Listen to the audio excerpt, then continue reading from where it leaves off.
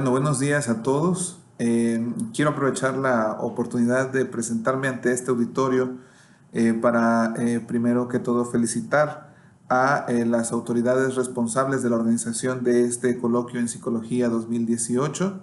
Especialmente me gustaría hacer una mención para la doctora Andrómeda Valencia, quien amablemente me invitó para presentarles este tema. Y bueno, no debo omitir, por supuesto, agradecer también que se me dé esta oportunidad para poder compartirles un poco de lo que actualmente realizo en el ámbito de la investigación en psicología clínica y de la salud. Específicamente el día de hoy y aprovechando los avances tecnológicos, pues por esta vía me voy a permitir presentarles un tema que ha sido los últimos 6 años para mí una línea de investigación que pues verdaderamente me apasiona. Agradezco, a pesar de que no estamos en tiempo real comunicándonos, agradezco la presencia de ustedes en esta conferencia, en esta ponencia.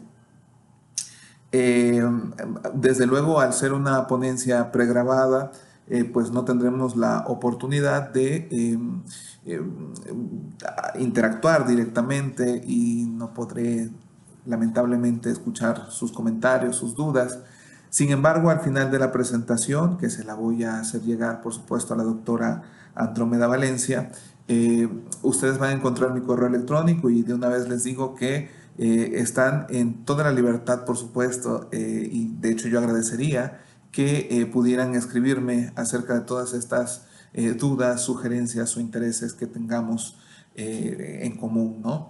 Desde luego, lo que voy a presentar el día de hoy es una versión bastante reducida de lo que ha sido un estudio sobre el asunto de los cuidadores informales de pacientes psiquiátricos y, bueno, precisamente la salud mental de esta población, ¿no? De esas personas que en casa tienen que cuidar a una persona que está diagnosticada con enfermedad mental.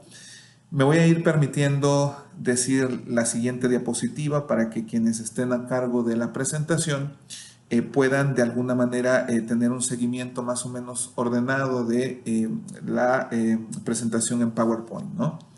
Entonces, bueno, pasamos de una vez a la diapositiva número 2 y bueno, para ponerlos un poco en contexto en cuanto a los antecedentes de esta línea de investigación que se llama el cuidado informal de la enfermedad mental, me gustaría platicarles un poco acerca de todas las implicaciones que tiene el hecho de cuidar en casa a una persona que está diagnosticada, por ejemplo, con esquizofrenia, por ejemplo, con trastorno bipolar o incluso con algún trastorno de la personalidad como el trastorno límite. Bueno, pasamos a la siguiente diapositiva.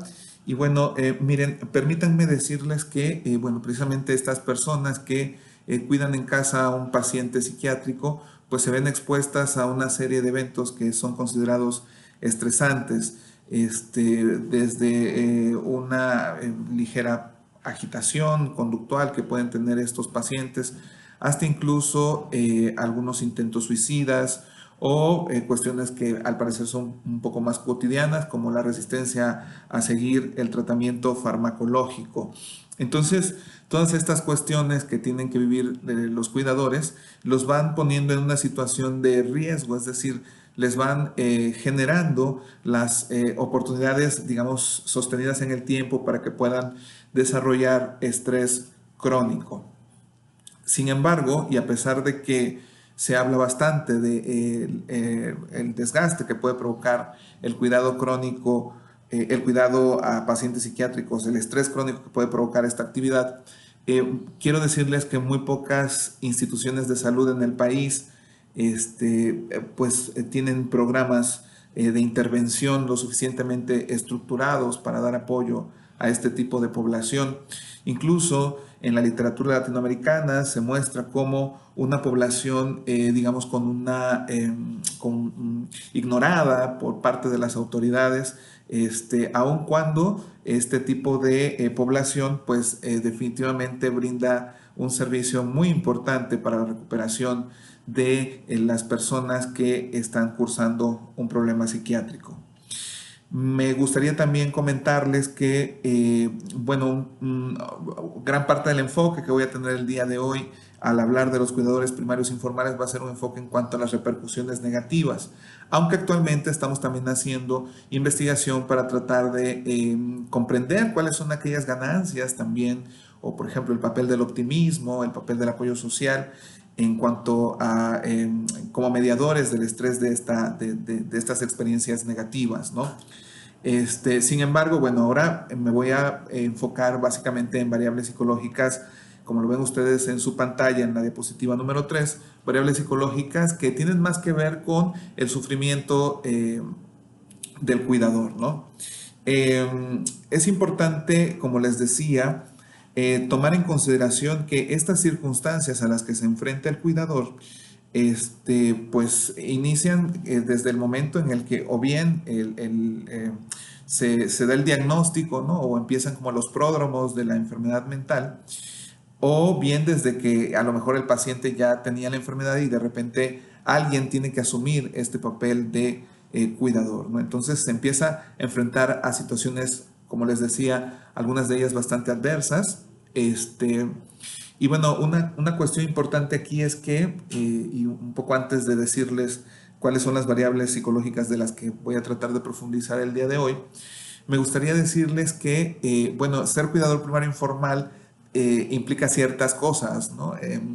No se trata de una cuestión para la que el cuidador haya sido preparado de manera formal. Muchos de ellos es la primera vez que están cuidando en casa a alguien con estas características, y tampoco se trata de una actividad remunerada, ¿no? Es decir, de repente, bueno, en mi experiencia, la historia más común que he revisado en este tipo de cuidadores es que pues se trata de madres de familia, hijos o hijas que tienen que enfrentar esta situación sin tener una preparación previa, sin que muchas veces nadie les diga qué hacer ante las dificultades o ante la sintomatología que pueda presentar una persona con algún problema psiquiátrico, ¿no?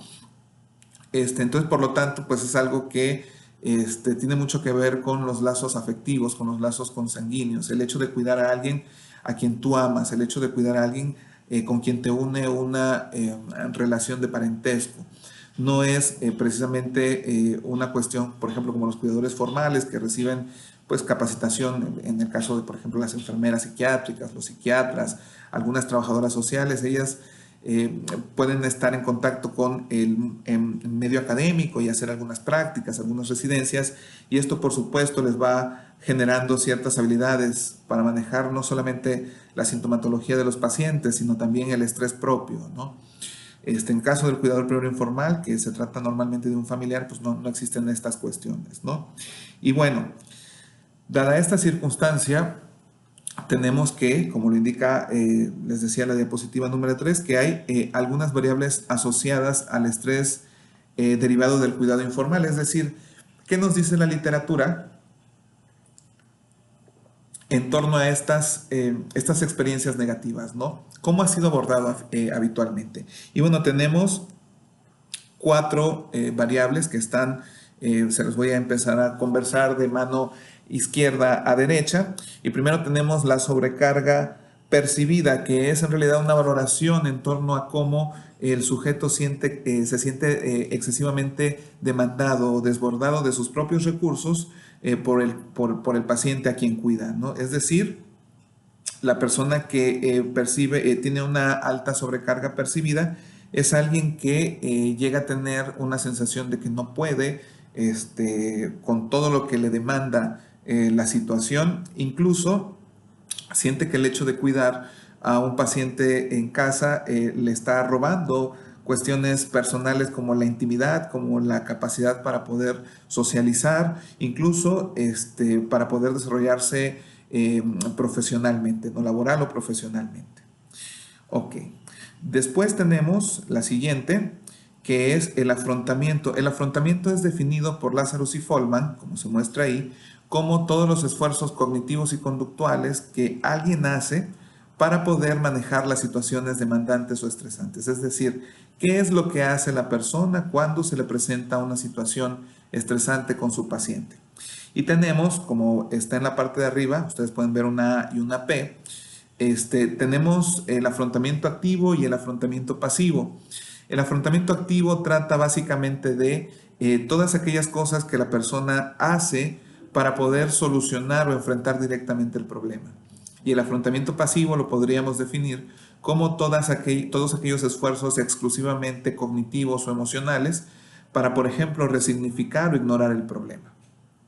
Es importante decirles que en el ámbito del cuidado informal se ha visto que la forma de afrontar activa está relacionada con menores índices de estrés. Es decir, cuando el cuidador trata de hacer frente al problema y trata de resolverlo, a la larga esto trae consigo menos repercusiones psicológicas negativas que si solamente trata de resignificarlo. Seguimos con el burnout.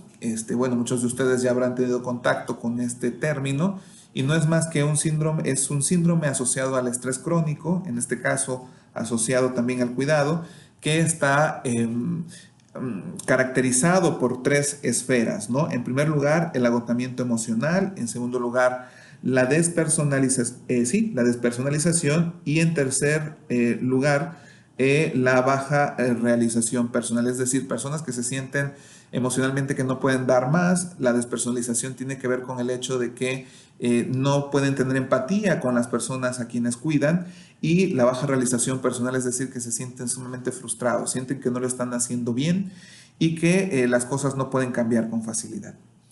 Es importante estudiar esta variable también porque se ha visto que cuidadores de pacientes con diferentes afecciones psiquiátricas que tienen altos niveles de despersonalización pueden llegar a ser hostiles, incluso a generar algunas circunstancias de maltrato con precisamente quienes cuidan, ¿no? Es decir, llega a tal momento el desgaste, a tal grado el desgaste psicológico que la forma en la que se trata a la persona es absolutamente fría, distante y en algunos casos negligente. Ok, y por último tenemos otra variable que ha sido bastante estudiada con población de cuidadores, que es la sintomatología asociada al estrés, es decir, todas estas cuestiones que tienen que ver con repercusiones biopsicosociales asociadas al cuidado. Por ejemplo, la inmunodepresión se ha visto que sucede con frecuencia en este tipo de poblaciones. Algunos problemas de afonía, problemas gástricos, problemas de aislamiento social, problemas del estado de ánimo. Y bueno, Bernardo Moreno, Moreno Jiménez y bueno, otros autores, todos ellos españoles, han hecho toda una lista, todo un inventario precisamente de algunos síntomas asociados al estrés, ¿no? Ok, pasamos a la diapositiva número 4 y podemos ver que en el encabezado dice las más efectivas y eficaces. ¿A qué me refiero con esto? Bueno, ya dijimos que la población de cuidadores informales puede estar pues muy desgastada, ¿no? Y hay algunos esfuerzos que investigadores y clínicos han realizado por tratar de ayudar a este tipo de poblaciones. Y se ha encontrado ya con un enfoque basado en la evidencia, que ustedes saben que es precisamente la manera en la que ética y científicamente debemos trabajar ahora. Se ha encontrado que las intervenciones más efectivas y eficaces son precisamente la psicoeducación y la intervención cognitivo-conductual. En la parte de abajo de la diapositiva ustedes van a encontrar una serie de referencias a las que pueden acudir en caso de necesitar mayor conocimiento o profundizar en el tema y ver de alguna forma cómo es que se estudiaron estas intervenciones y cómo es que se mide precisamente la efectividad de cada una de ellas, ¿no? Para ser un tanto descriptivo, me gustaría decirles que la psicoeducación, en pocas palabras, pues es una forma de enseñar a las personas que cuidan a pacientes psiquiátricos en casa qué es la enfermedad mental, cuáles son los síntomas más comunes, cuál es la medicación, trata de hacerse hincapié en la importancia de la medicación y también trata de dar información sobre las formas en las que un cuidador puede hacerle el bien a su familiar. Por otro lado, tenemos la intervención cognitivo-conductual, bueno, que en realidad se trata no de un proceso exclusivamente educativo, sino más bien de un proceso psicoterapéutico que considera la función del pensamiento como la etología de los patrones de respuesta emocional y conductual, digamos, desadaptados, ¿no? Y por lo tanto, bueno, lo que trata de hacer es enseñar a las personas a eh, resignificar o posicionar la interpretación de los eventos desde sitios distintos donde les permitan comportamientos de afrontamiento mucho más adaptativos y que les provoquen menos problemas emocionales y conductuales. Ok. Y en este sentido, pasamos a la diapositiva número 5. Me voy a permitir presentarles los hallazgos de una investigación que tuvo el siguiente planteamiento del problema, ¿no?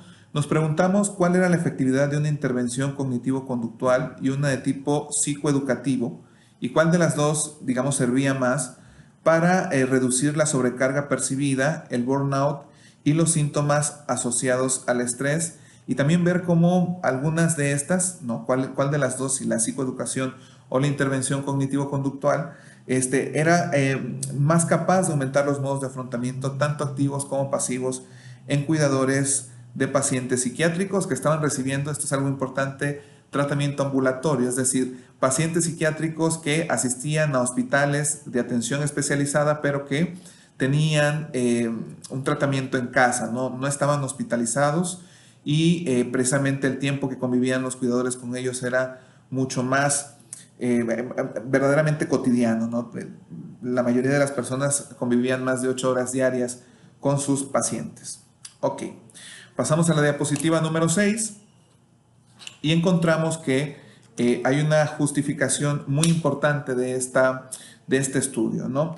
Y en primer lugar tenemos que, y esto creo que va a ser un tema o un dato muy interesante para quienes estén interesados en el estudio de la enfermedad mental, tenemos que 1 de cada 4 familias tiene al menos un integrante con una enfermedad mental. Esto no quiere decir que todos esos integrantes o ese integrante con enfermedad mental estén diagnosticados.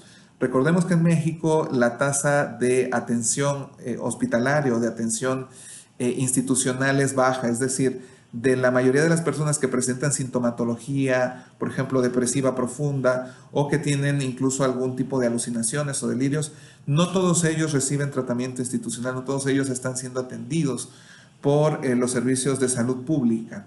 Sin embargo, estudios afirman que independientemente de que no todos están diagnosticados, al menos 1 de cada 4 familias tienen un integrante con alguna enfermedad mental, ¿no?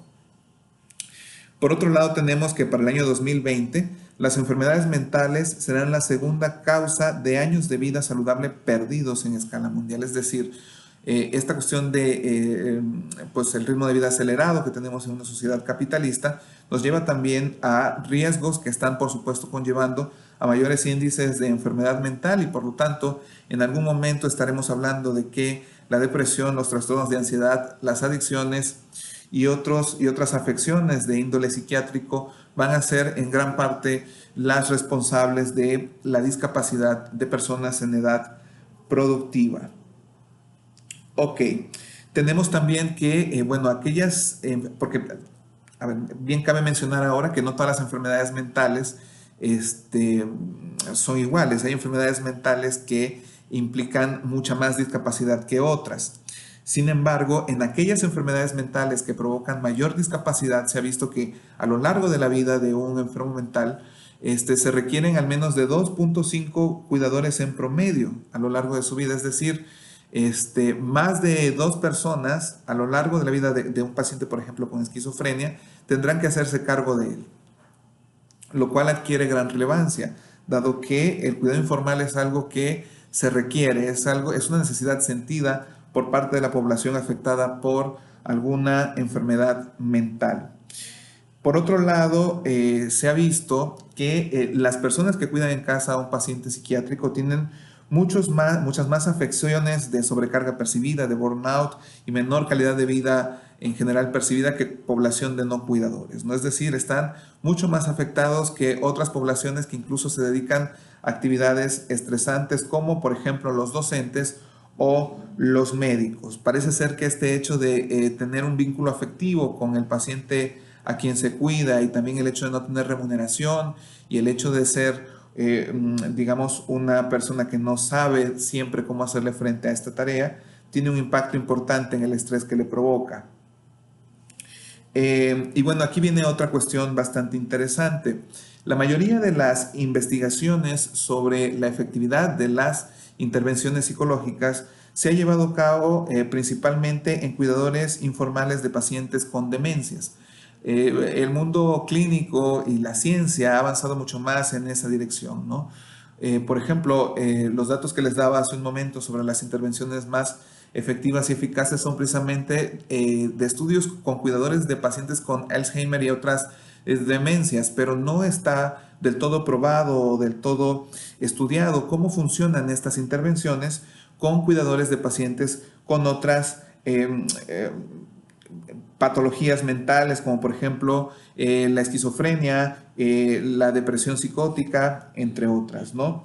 Aun cuando, según varios autores, pues precisamente las intervenciones deben ser dirigidas y deben ser diseñadas y estudiadas en el contexto del cuidador, es decir, debemos saber de qué manera estas intervenciones pueden servir a personas que cuidan a pacientes con diversas patologías.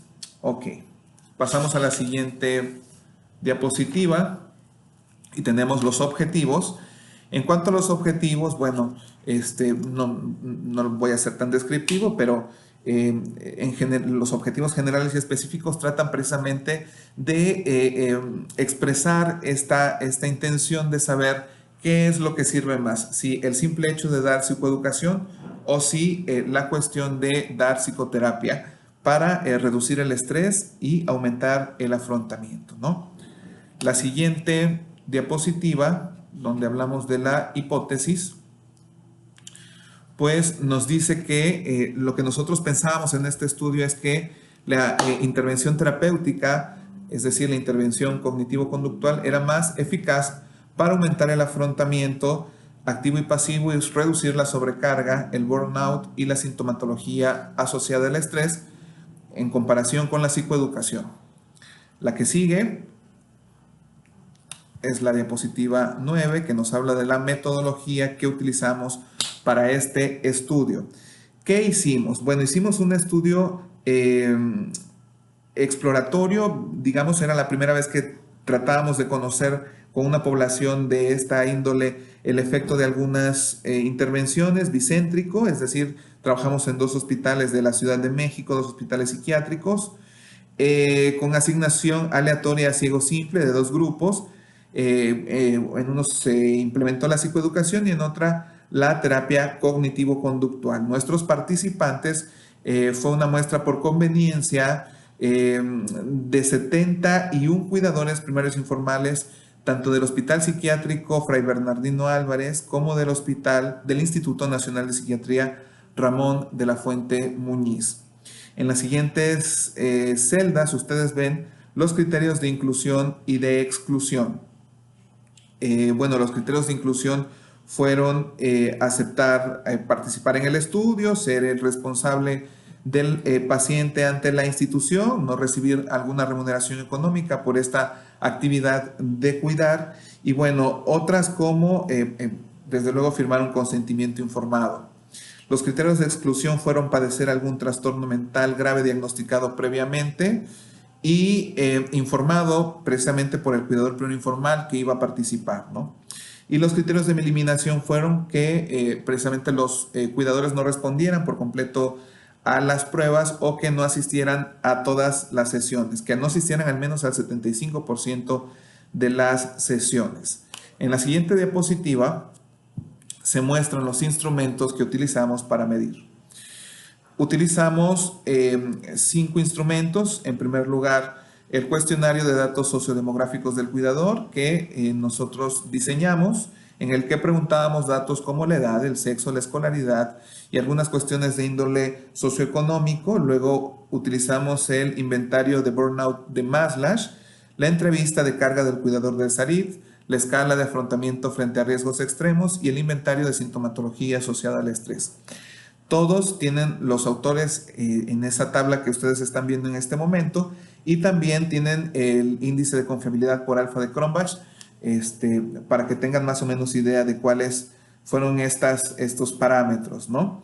También es importante decirles que quien esté interesado en la validación de estos instrumentos en población de cuidadores informales de pacientes psiquiátricos mexicanos me puede contactar, y tenemos los datos y los ítems perfectamente definidos, adaptados a la situación cultural mexicana. En la siguiente diapositiva tenemos la primera de las intervenciones, que es la intervención psicoeducativa. En esta intervención, bueno, básicamente se dieron, digamos, clases donde se hablaba de algunas definiciones sobre enfermedades mentales y algunas otras, y algunas formas de manejar precisamente cada una de estas enfermedades mentales. En la siguiente diapositiva podemos ver la intervención cognitivo-conductual, que se compuso de algunos componentes muy específicos, como por ejemplo la terapia ABC-Ellis, la terapia de solución de problemas, y bueno, también es importante decirles que estuvimos entrenándoles en relajación autógena.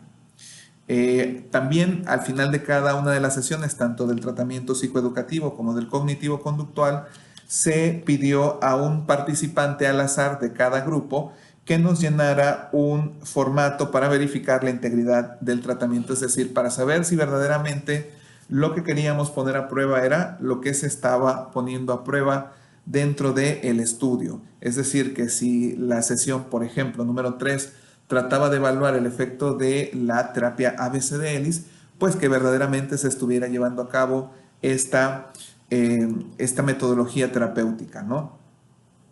Bien, en la diapositiva número 13 tenemos el procedimiento que, bueno, se parece mucho pues, a todos los estudios que se hacen en instituciones. Empezamos, por supuesto, por la logística institucional, tratando de convencer a diferentes comités de ética y de investigación sobre la importancia que tiene este estudio, y por supuesto también dar fe del óptimo diseño metodológico. Posteriormente, pues hicimos sesiones de información, invitamos a las personas, algunos de ellos fueron reclutados, firmaron el consentimiento informado, y hicimos la medición antes y después de la intervención. Ok, pasamos a la diapositiva 14, que es la que sigue, y tenemos el análisis de los datos. No voy a ser como muy descriptivo en esta parte. Si alguien quiere tener mayores detalles de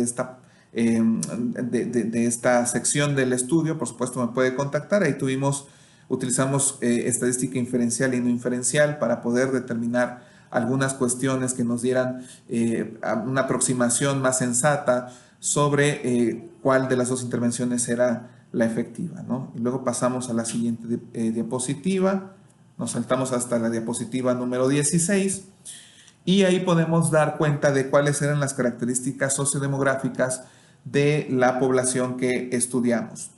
Y nos dimos cuenta que en casi todas las variables, ustedes pueden ver, excepto todas las variables tienen al final una P hasta arriba, en la fila de hasta arriba dice P, y vienen una serie de numeraciones que nos dicen si ambos grupos, tanto el de la psicoeducación como el de la terapia cognitivo-conductual, nos está tratando de decir esto, si eran más o menos equivalentes al inicio. Es decir, tratamos de ver si las personas que tenían por ejemplo, cierto parentesco con el paciente a cuidar, o que tenían cierta religión, o que tenían cierto nivel de estudios, si la frecuencia de estos era idéntica en los dos grupos. Esto para tratar de controlar el efecto de esas variables en los resultados, porque por supuesto nos hubiéramos topado con algo muy diferente si no hubieran sido equivalentes los grupos, es decir,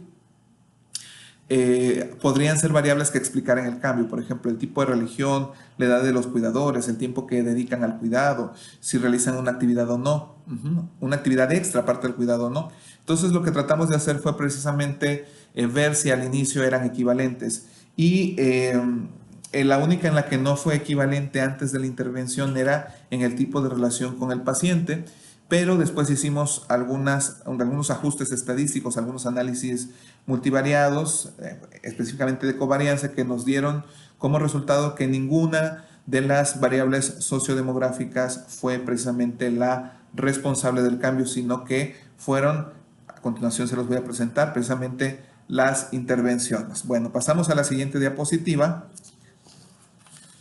y nos damos cuenta de lo siguiente. Bueno, no hubo diferencias estadísticamente significativas en la frecuencia de participantes por institución, es decir, tanto en el Hospital Fray Bernardino como en el Hospital Psiquiátrico, en Instituto Nacional de Psiquiatría era el mismo número de participantes más o menos, aleatorizados en dos grupos, y tuvimos una correlación significativa y negativa entre modos de afrontamiento, sobrecarga percibida, síndrome de burnout y síntomas asociados al estrés. ¿Qué quiere decir esto? Que entre mayores habilidades cognitivo-conductuales tienen las personas para hacerle frente al estrés, menos sobrecarga percibida, menos burnout y menos síntomas asociados, ¿no? Lo cual quiere decir que efectivamente el hecho de tener suficientes habilidades nos provee nos ayuda precisamente a mantener los niveles de estrés más bajos, ¿no? Y la siguiente diapositiva, digamos que es una especie de conclusión sobre los efectos de las intervenciones. Si ustedes ven ahí una tabla donde pueden darse cuenta de cuáles fueron los efectos de cada una de las intervenciones y cuál fue el tamaño del efecto. Por ejemplo, tenemos que la psicoeducación sirvió sobre todo, hasta arriba dice MAA, para aumentar los modos de afrontamiento activo. Y que la intervención cognitivo-conductual ayudó a disminuir la sobrecarga percibida y que ayudó también a disminuir los síntomas asociados al estrés. Estos resultados se obtienen al comparar ambos grupos, las puntuaciones de ambos grupos al final de las intervenciones. Es decir, aplicamos las intervenciones y al final vimos quiénes tenían más o menos índices de cada una de las variables. Les repito, lo que nos dimos cuenta fue que la psicoeducación ayuda a que las personas sean más activas para enfrentar el estrés asociado al cuidado y que la intervención cognitivo-conductual sirve para reducir la sobrecarga percibida, es decir, para reducir esa valoración negativa que se tiene del cuidado y de las repercusiones que esto trae, y también para disminuir de manera muy significativa los síntomas asociados al estrés. Es decir, nos dimos cuenta con este estudio que la psicoterapia con enfoque cognitivo-conductual basada en la terapia ABC y en la terapia de solución de problemas de Zurilla, de Nesu y de Zurilla, nos ayuda precisamente para que las personas experimenten menores repercusiones del estrés a nivel incluso fisiológico. Este es un hallazgo muy importante.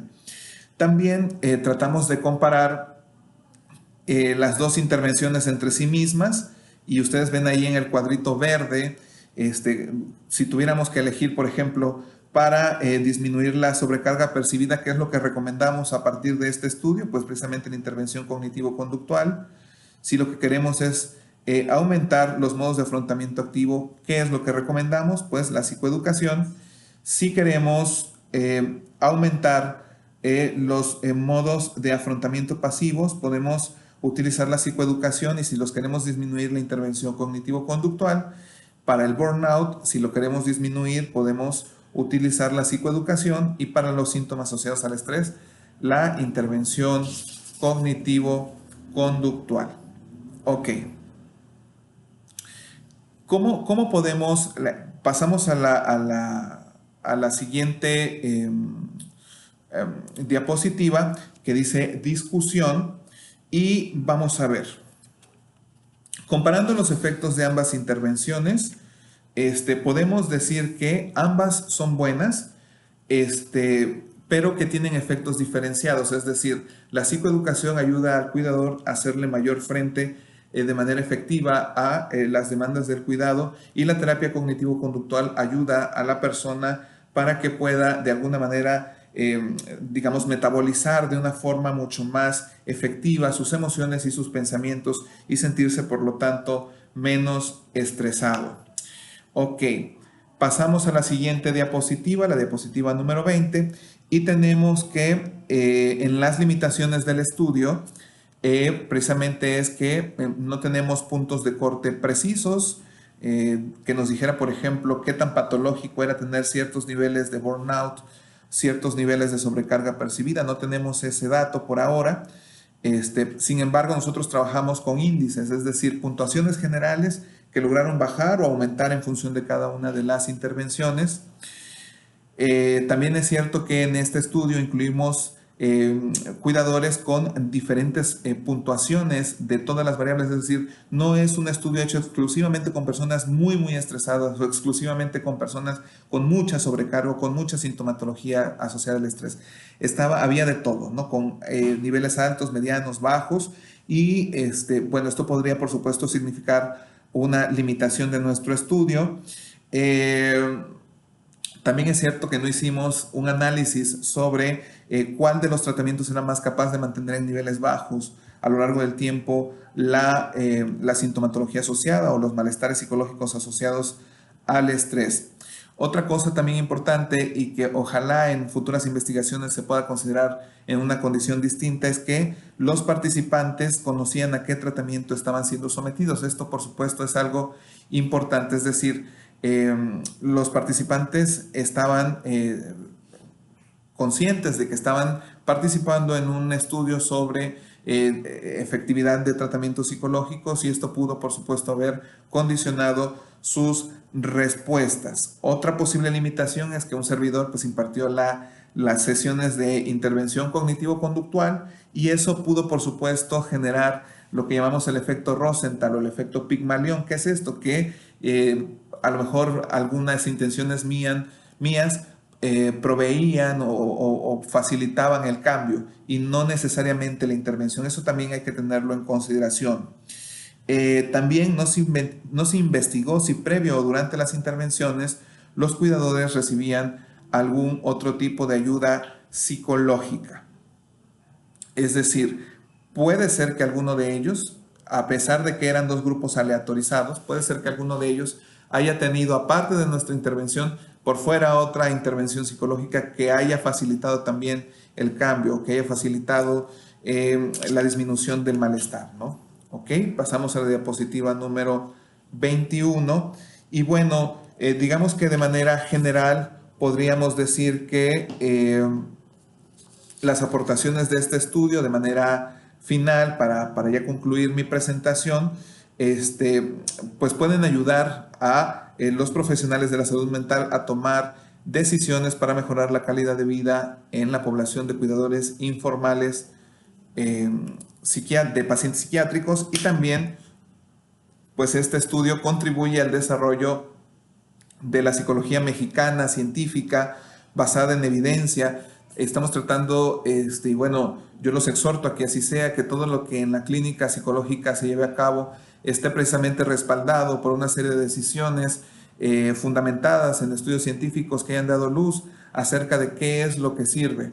Esto, por supuesto, ampara desde el punto de vista ético y, por supuesto, también clínico el hecho de que nuestras decisiones son lo suficientemente profesionales. Y desde mi punto de vista es también una forma de aportar dignificación a la psicología que tanta falta hace esta parte, ¿no? De ser validados en términos de que somos una disciplina científica que tiene sus métodos y que por supuesto también se avala en metodologías para saber si lo que hace está resultando o no. Bueno, esa sería mi intervención. Reitero mi agradecimiento a la doctora Andrómeda Valencia por la confianza y a todos ustedes que el día de hoy estuvieron participando, escuchando esta conversación. Espero haber sido lo suficientemente claro. Desde luego existe la posibilidad de que no haya sido así, como parte de las limitaciones de la modalidad en la que me estoy el día de hoy presentando. Sin embargo, en la siguiente diapositiva, en la diapositiva número 22, les dejo las referencias bibliográficas, algunas referencias bibliográficas en las que pueden a las que pueden acudir si tienen alguna duda sobre precisamente el estudio que llevé a cabo y algunos de sus fundamentos.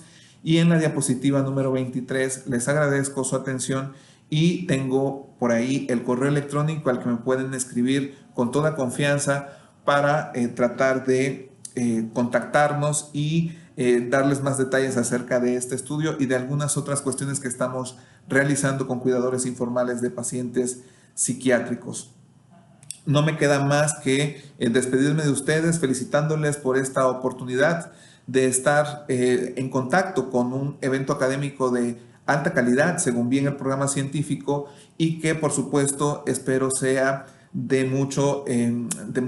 que sea bastante productivo para sus formaciones y para sus desempeños, para su desempeño profesional, sobre todo considerando que oportunidades como estas se tienen que seguir fomentando para generar espacios de intercambio académico y también para generar reflexión en torno a nuestra profesión, a nuestra disciplina y a la forma en la que podemos irla puliendo y haciendo cada vez más sólida y mejor. Les agradezco, tienen un espacio que pueden ser recibidos en el momento en el que ustedes deseen en el Instituto de Investigaciones Psicológicas de la Universidad Veracruzana, que es el lugar en el que yo trabajo.